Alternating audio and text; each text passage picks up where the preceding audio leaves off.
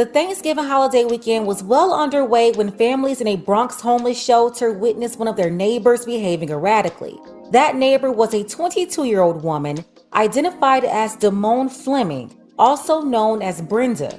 Damone had 2 little baby boys, a 3-year-old and an infant only 11 months old. She lived in an apartment at the family homeless shelter with her 2 babies and the father of her youngest son, 31-year-old Columbus, Canada. For days, Damone had been speaking to her boyfriend's aunt obsessively about demons. She said that her 2 baby boys are devils and she was afraid of them, referring to the 11-month-old and the 3-year-old baby boys. No one knew how far Brenda would go to fight these so-called demons, never realizing the demon wasn't in those babies. The demon was living inside of her. Take a second to make sure that you're subscribed to the channel. Click the notification bell for all updates. If you're watching from the BX, drop Bronx below in the comments. The day after Thanksgiving 2022 on Black Friday, Brenda and her boyfriend Columbus, they were not getting along. Columbus decided to make space and have a peaceful evening, so he left the apartment that Friday night and slept in the car with temperatures falling into the low 40s. The next day, Saturday, November 26th, the young mother of 2 went to Facebook asking for forgiveness, writing, "It's only one true God, and I repent from all wrongdoings and negative influence, leaving all things that no longer serves me. Thank you for your mercy." Damone called her father, living in Pennsylvania, Dwayne Fleming, to complain about her relationship with Columbus, who supposedly slept in the car that night because he couldn't stay in the apartment with her and couldn't take the bickering. According to Mr. Fleming, Damone said that she felt smothered by her boyfriend and believed that he was the devil because of his tattoos. Damone's father says that his daughter called complaining about her relationship with Columbus. He told reporters, quote, "She couldn't breathe. She said it was the relationship with Columbus." A couple of hours after speaking to her father, Damone's neighbors saw her running around naked, making lots of noise, and burning objects in the kitchen. At some point, she was yelling and screaming outside, witnesses hearing her say, "What have I done? What have I done?" The officers arrived on scene, remaining on site for about 30 minutes before taking Damone with them. Because they believed that she was nonviolent, they ended up dropping her off to the hospital for a mental evaluation. Sometime later, her boyfriend Columbus came back to the apartment where he made the horrific discovery. The father started yelling, "Somebody help, somebody help." 911 was called. They came back to the apartment where they found the 2 baby boys in the bathtub. Paramedics tried to resuscitate the babies, but they were pronounced deceased at the hospital. Mother of 2 young boys found with wounds in a bathtub in the Bronx faces criminal charges and may be arraigned as soon as tonight. CBS 2's Christy Kalishian spoke with one of the boys' fathers. Rest easy, young kings. Just one of the many messages written on the memorial sitting outside the shelter. 3-year-old Deshaun Fleming and 11-month-old Octavius Fleming, Canada, were found dead in a bathtub on Saturday. The 2 boys are half-brothers, both related to their mom, Fleming, Canada, and the 2 boys lived in a shelter in the Bronx. Canada's family commenting on the shelter system in the city, run by ACS, Administration for Children's Services. All family shelters need to be more professional and more hands-on with the family safety and mindful of the residents of the shelter around the city. The ACS saying in a statement, quote, "The safety and well-being of New York City's children is our top priority. We are investigating this case with the NYPD. My daughter's not a bad child. I raised her myself, so I know her. We spoke with Fleming's father, who lives in Pennsylvania. He says he spoke with his daughter just before police were called on her Saturday, saying she felt smothered in her relationship, but wasn't threatening to hurt others or herself. I really didn't understand how the police came and the ambulance came and they took her away and didn't check on my grandkids. Funeral arrangements for the boys are still being made by Fleming's family. They're hoping it will take place around December 17th in the Mount Hope section of the Bronx. Christy Kalishian, CBS 2 News. And police are still yet to confirm whether the boys died due to the stepping or drowning in the bathtub.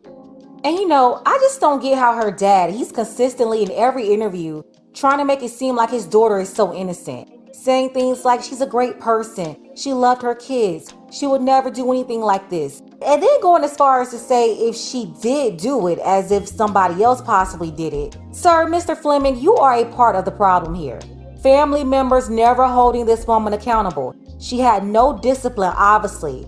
We're talking about a 2-time baby mama with 2 baby daddies. She's only 22 years old at such a young age. And then talking about she felt smothered in a relationship. Mr. Fleming, you should have told your daughter the truth years ago. Of course she's going to feel the way she felt. She had nothing, she wasn't doing anything, and she saw herself in a stagnant place, not going anywhere. I mean, completely lost. And then she never blamed herself or took any accountability to try to change her situation. You have a record of her telling another family member that her baby boys, that they're the devils, on top of telling her father that her boyfriend is the devil. And you know her father, he's just a whole nother case. It's like he's fishing for a way to blame her boyfriend, or at least insinuate that he could have done it. But not once did he admit that he failed his daughter.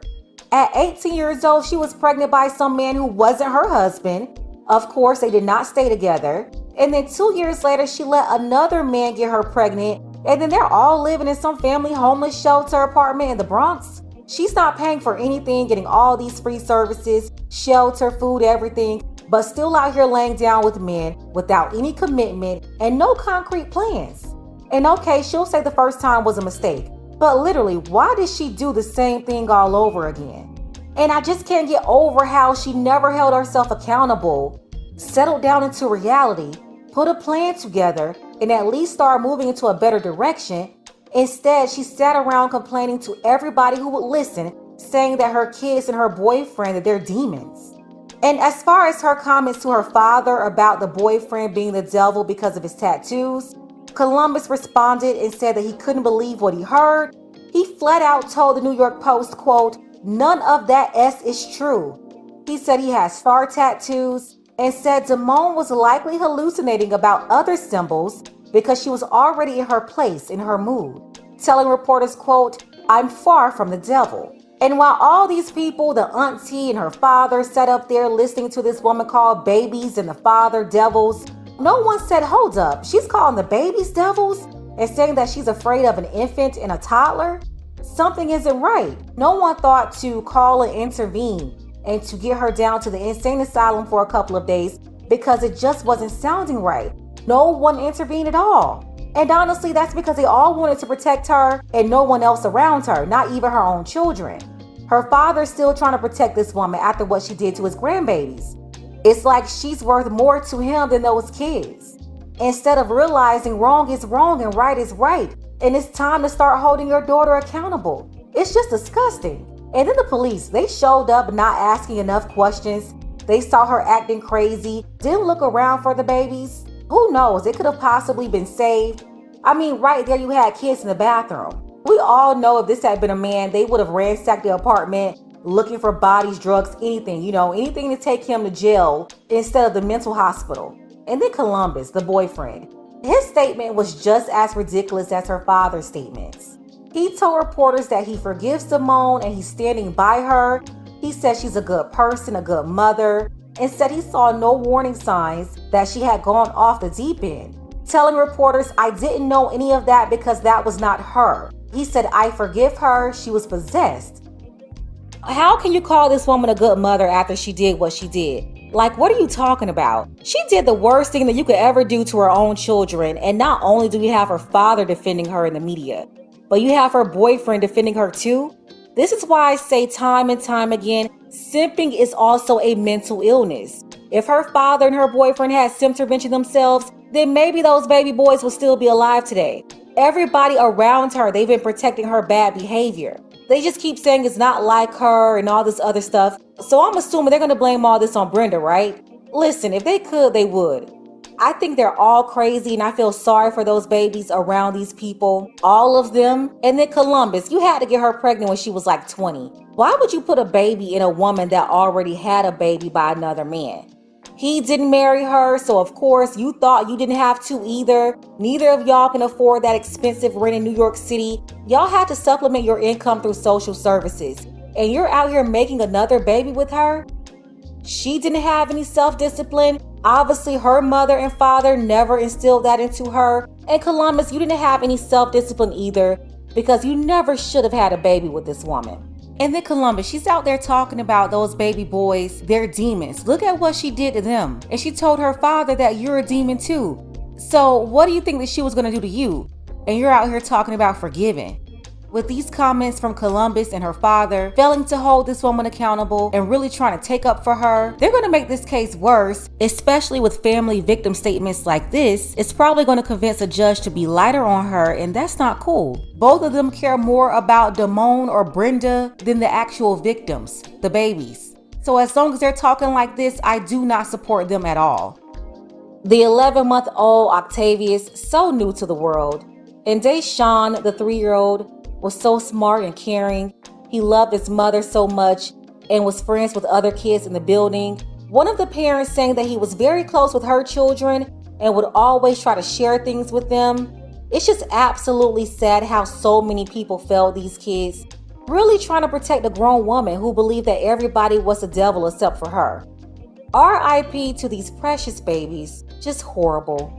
And as for Damone or Brenda, both of them are still at the hospital, formally charged with murder. Let's go ahead and get the conversation started. What do you think about Demone, Brenda, Demon, whatever she's looking to be? What do you think about her calling her sons and boyfriend demons, deleting the innocent babies, and then trying to start a house fire to perhaps try to make this seem like an accident? Go ahead and drop your comments below. Don't forget that you can support this channel as well. Links to Cash App and PayPal are below. Ladies, fellas, want a balanced analysis, want the truth from a woman's perspective? Then you're going to want to subscribe to this channel and don't forget to like and share.